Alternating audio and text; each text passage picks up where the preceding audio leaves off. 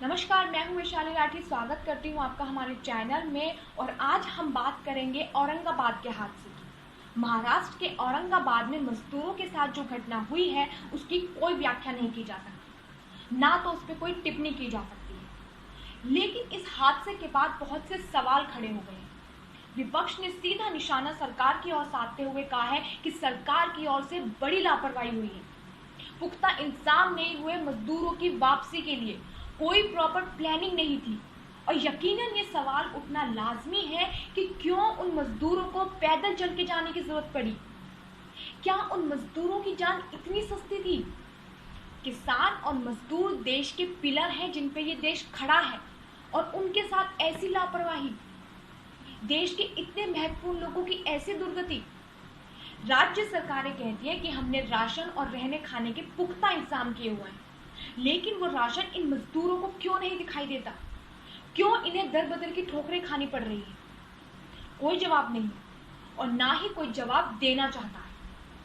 लेकिन इन सब के बीच एक और बड़ा सवाल है जो जहन में बार बार उठता है और बार बार दस्तक देता है कि कहीं इन मजदूरों के साथ ये हादसा कोई सोची समझी साजिश का हिस्सा तो नहीं। आपने वो सीन जरूर देखा होगा जहां पर इस घटना ने अंजाम लिया।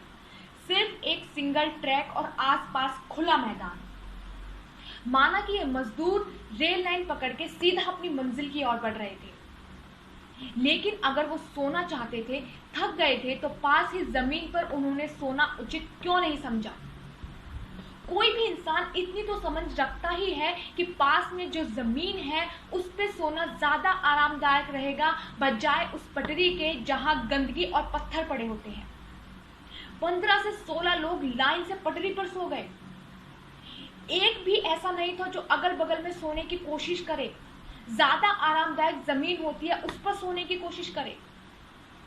इतना सोचने समझने की ताकत हर कोई इंसान रखता है कि कौन सी जगह उसके लिए सोने के लिए ज्यादा बेहतर होगी। और अगर वो सोए नहीं थे, सिर्फ चल रहे थे, तो क्या एक भी इंसान को अंदाजा नहीं हुआ कि पीछे से ट्रेन आ रही है? किसी एक को भी नहीं। और 16 के 16 मजदूर मारे गए। एक भी ट्रैक से कूद नहीं पाया। सब एक साथ तो चल नहीं रहे होंगे, थोड़ा तो आगे पीछे होंगे ही। तो इस हिसाब से पहले और आखिरी बंदे के बीच में काफी फासला होना चाहिए। उनमें से कोई एक तो कूद कर अपनी जान बचा सकता था। देश में इतने षड्यंत्र रचे जा रहे हैं, तो पॉसिबिलिटी है कि इस दुर्घटना के पीछे भी बहुत बड़ी साजिश छुपी हो सकती है। कुछ राजनीतिक पार्टियां अपनी जगह बनाए रखने के लिए दूसरी पार्टियों को नीचा दिखाती हैं और बड़ी बड़ी साजिशों को अंजाम देती हैं। और ये इंडिपेंडेंस के बाद से ही देखा जा रहा है।